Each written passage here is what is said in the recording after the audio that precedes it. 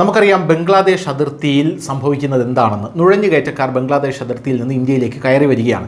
ഈ ഇടയ്ക്ക് ഒരു നുഴഞ്ഞുകയറ്റക്കാരനായിട്ടുള്ള ഒരാൾ പറഞ്ഞ ഒരു സംഭവം എന്ന് പറയുന്നത്, ഞാൻ പൈസ കൊടുത്തിട്ടാണ്, അതായത് അതിർത്തിയിൽ പൈസ കൊടുത്തിട്ടാണ് ഞാൻ ഇങ്ങോട്ടേക്ക് നുഴഞ്ഞു കയറി വന്നിരിക്കുന്നത് എന്നുള്ളതാണ്. ഇത് വലിയ കോളിളക്കം തന്നെ നമ്മുടെ രാജ്യത്ത് സൃഷ്ടിച്ചിരുന്നു.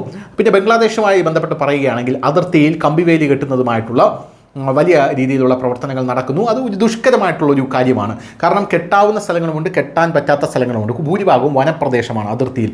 അതുവഴിയൊക്കെ ഇവർക്ക് വളരെ വേഗത്തിൽ നുഴഞ്ഞു കയറി വരാനായിട്ട് സാധിക്കുമെന്നുള്ളത് ഒരു വസ്തുതയായിരുന്നു. എന്നാൽ ഇനി അത് നടക്കില്ല.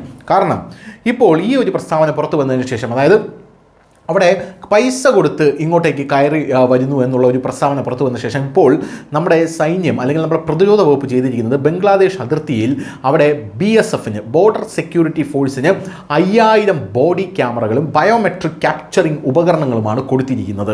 എന്തിനാണിത്?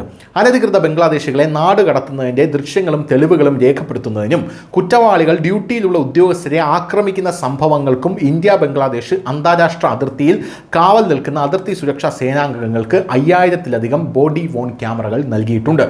4096 കിലോമീറ്റർ മുൻവശമുള്ള സേനയുടെ തിരഞ്ഞെടുത്ത നിരവധി അതിർത്തി ഔട്ട്പോസ്റ്റുകളിൽ വിദേശങ്ങളുടെ രജിസ്ട്രേഷൻ ഓഫീസിലേക്ക് വിവരങ്ങൾ കൈമാറുന്നതിനായി വിരലടയാളങ്ങൾ, ഐറിസ് സ്കാൻ തുടങ്ങിയ ബയോമെട്രിക് പകർത്തുന്നതിനുള്ള ഗാഡ്ജറ്റുകൾ സജ്ജീകരിച്ചിട്ടുണ്ടെന്ന് സുരക്ഷാ സ്ഥാപനത്തിലെ ഉദ്യോഗസ്ഥ വൃത്തങ്ങൾ പറയുന്നുണ്ട്. 2024 ഓഗസ്റ്റ് 5-ന് ബംഗ്ലാദേശിലെ ഷെയ്ഖ് ഹസീന സർക്കാരിന്റെ പതനത്തെ തുടർന്ന് അതിർത്തിയിലെ സുരക്ഷാ ക്രമീകരണങ്ങൾ വർദ്ധിപ്പിച്ചതിന്റെ പശ്ചാത്തലത്തിലാണ് ഈ മുന്നണിയിൽ BSFന്റെ കഴിവുകൾ ശക്തിപ്പെടുത്തുന്നതിനുള്ള 2 നയപരമായിട്ടുള്ള തീരുമാനങ്ങൾ എടുത്തത് എന്ന റിപ്പോർട്ടുകളും പുറത്തു വരുന്നുണ്ട്. ബംഗ്ലാദേശ് അതിർത്തിയിലെ സുരക്ഷാ സ്ഥിതികൾ സമഗ്രമായി അവലോകനം ചെയ്തതിനു ശേഷം BSF ആസ്ഥാനത്തിന്റെ ഈ 2 നിർദ്ദേശങ്ങൾ കേന്ദ്ര ആഭ്യന്തര മന്ത്രാലയം അടുത്തിടെ അംഗീകരിച്ചിരുന്നു.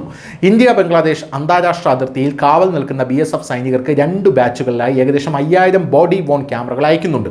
ഈ ക്യാമറകൾ രാത്രി കാഴ്ച പ്രാപ്തമാക്കിയിട്ടുള്ളതും ഏകദേശം 12 മുതൽ 14 മണിക്കൂർ ദൃശ്യങ്ങൾ പകർത്താൻ കഴിവുള്ളതുമാണെന്നാണ് പല വൃത്തങ്ങളും പറയുന്നത്.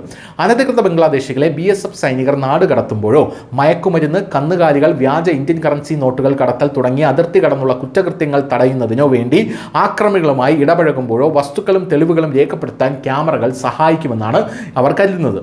ഇരു രാജ്യങ്ങളുടെയും കുറ്റവാളികൾ BSF സൈനികരെ ആക്രമിക്കുന്ന കേസുകളിലും ഈ റെക്കോർഡിങ്ങുകൾ തെളിവായി പ്രവർത്തിക്കുമെന്നുള്ളതാണ് മറ്റൊരു കാര്യം. ബംഗ്ലാദേശും അതിൻ്റെ ബോർഡർ ഗാർഡ് ബംഗ്ലാദേശും ഉഭയകക്ഷി വേദികളിൽ തങ്ങളുടെ പൗരന്മാരെ ഇന്ത്യ അസാധാരണമായ ബലപ്രയോഗം ഉപയോഗിച്ച് അന്യായമായ രീതിയിൽ കൊല്ലുന്നുവെന്ന് അവകാശപ്പെടുന്നുണ്ട്. അതേസമയം സൈനികരുടെ ജീവൻ രക്ഷിക്കാനുള്ള അവസാന ആശ്രയമെന്ന നിലയിൽ മാരകമല്ലാത്തതോ മാരകമോ ആയ വെടിവയ്പ് നടത്തുന്നതായി BSF എല്ലായ്പ്പോഴും വാദിക്കുന്നു എന്നുള്ളതും നമ്മൾ എടുത്തു പറയേണ്ട ഒരു സംഭവമാണ്. ഈ സംഭവങ്ങൾ ഇപ്പോൾ ഈ ശരീരത്തിൽ ധരിച്ച ക്യാമറകൾ റെക്കോർഡ് ചെയ്യുമെന്നും അന്വേഷണത്തിന് ആവശ്യമുള്ളപ്പോൾ തെളിവായി തന്നെ ഇത് പ്രവർത്തിക്കുമെന്നുള്ള റിപ്പോർട്ടുകളാണ് പുറത്തു വരുന്നത്. അതിർത്തി കടന്നുള്ള നുഴഞ്ഞുകയറ്റത്തിൻ്റെ വീക്ഷണകോണിൽ നിന്നും തിരഞ്ഞെടുക്കപ്പെട്ടതും ദുർബലവുമായ ചില BSF BOPകളിൽ ബയോമെട്രിക് ഡാറ്റ റെക്കോർഡിംഗ് മെഷീനുകൾ സ്ഥാപിച്ചു ുണ്ടെന്നും അറിയാൻ സാധിക്കുന്നു. ഈ മുന്നണിയിൽ BSF പിടികൂടുന്ന അനധികൃത ബംഗ്ലാദേശികളുടെ വിരലടയാളങ്ങളും കണ്ണ് സ്കാനറുകളും, അതായത് ഐ സ്കാനറുകളും പിടിച്ചെടുക്കുമെന്നാണ് അറിയാൻ സാധിക്കുന്നത്. നുഴഞ്ഞുകയറ്റക്കാർക്കും ഇന്ത്യയിലേക്ക് കടക്കാൻ ശ്രമിക്കുന്ന അനധികൃത ബംഗ്ലാദേശികൾക്കുമെതിരെ തെളിവുകൾ അടിസ്ഥാനമാക്കിയുള്ള ഒരു ഡാറ്റാബേസ് സൃഷ്ടിക്കുന്നതിനായി ഈ ബയോമെട്രിക് ഡാറ്റ FRTയുമായി പങ്കിടും എന്നും അവർ പറയുന്നുണ്ട്. പഹൽഗാം ഭീകരാക്രമണത്തിന് ശേഷം കേന്ദ്ര ആഭ്യന്തര മന്ത്രാലയം എല്ലാ സംസ്ഥാനങ്ങളോടും അവരുടെ അധികാരപരിധിയിൽ താമസിക്കുന്ന അനധികൃത ബംഗ്ലാദേശികളെ പരിശോധിച്ച് നാട് കടത്തണം എന്ന ഒരു ഉത്തരവും കൊടുത്തിട്ടുണ്ട്. News desk, news India Malayalam.